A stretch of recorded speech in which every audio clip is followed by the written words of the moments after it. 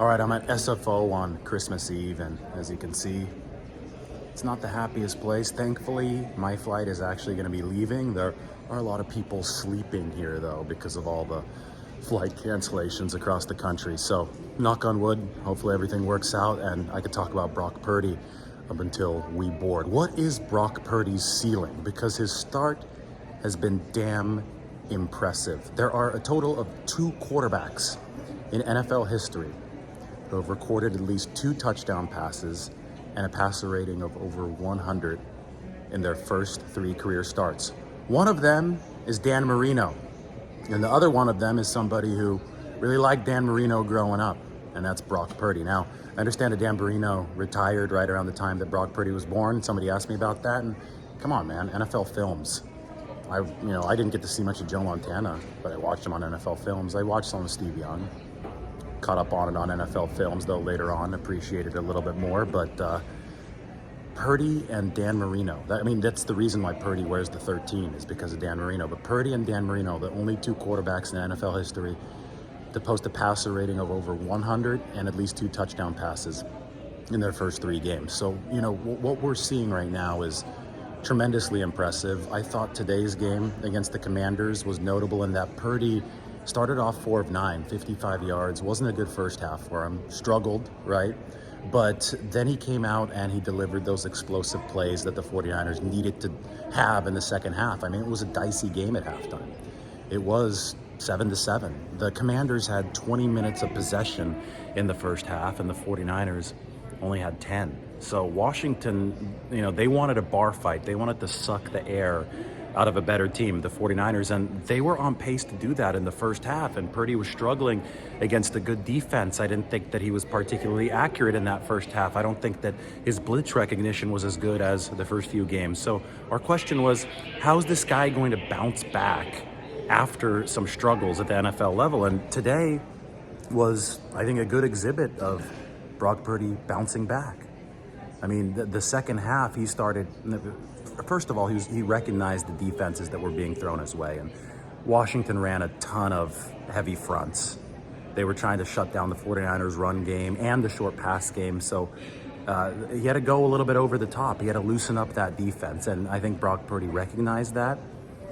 He was comfortable enough on that first touchdown of the second half to hit a backside read.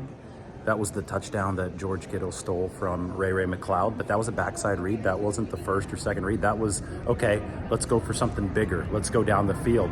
And he hit the play, and that's the kind of play that loosened up the Washington defense. So the way that Brock Purdy responded today, and some of the explosiveness that he has in his arm to be able to deliver some of these shots that you need to deliver to keep defenses honest, I think that's really, really encouraging for somebody whose arm strength for some reason was questioned by quote-unquote experts this training camp.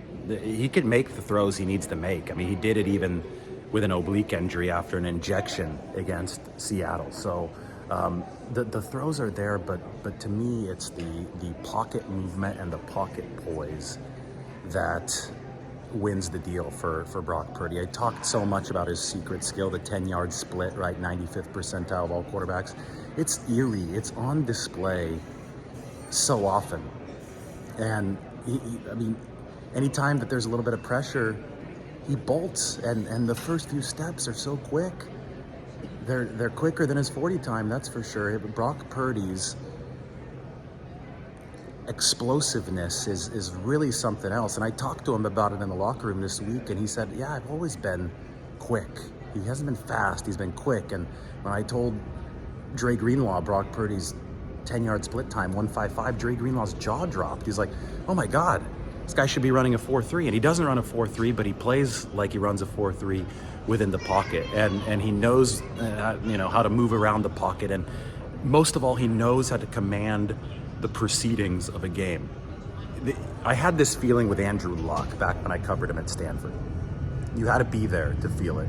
You'd show up at the stadium and you'd watch the game, especially the big games with a ton of fans in the stands, hostile road environments, all this, all that. He just felt like he was in command. That was Andrew Luck back in the day.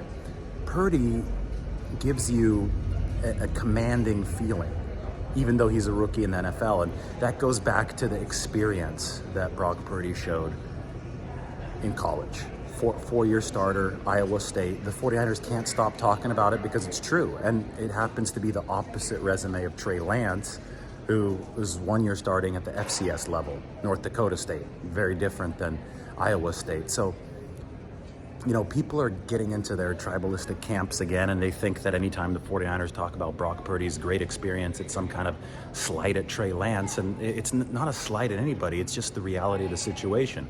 The 49ers have 2 quarterbacks under contract for next season, one of whom is coming off 4 years starting at college and now has accrued more experience than Trey Lance at the NFL level. The other of which is really talented, that's Trey Lance, but doesn't have the experience because he came from the FCS level and was super raw. And I mean, that's funny enough, it's one of the reasons why Kyle Shanahan wanted to draft Trey Lance, because he felt that he was so raw that he was like moldable clay. So, but now moving forward, the 49ers are in this situation where they're going to have 2 QBs, one of whom is the moldable clay. They still have him under contract for 2 more years, and Trey Lance, and one of whom is a whole lot more polished and is winning games and playing really efficient football for them in Brock Purdy. And you know, people act like it's a problem that the 49ers have this, but I think they're viewing it as a blessing, right?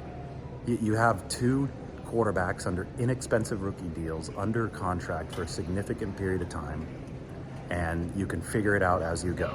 And the longer this run from Brock Purdy goes this season, I think the higher his potential ceiling can be construed to be, because he will have shown that he's overcome adversity, that he's kept it on the even keel, and that he's weathered the ups and downs of an NFL season. Now, obviously, he's only 4 games in. There's still a lot more to do, but every single week gets more and more promising. And then the bigger picture for the 49ers in the long term gets more and more intriguing, because they've got 2 of these guys under contract with Brock Purdy and Trey Lance. All right, SFO, they're saying something. I got to go check on my flight. Flying to Nashville for Christmas. Merry Christmas. Merry Christmas Eve. Hope you enjoyed the quarterback discussion. If I'm here any longer, maybe you'll get another one.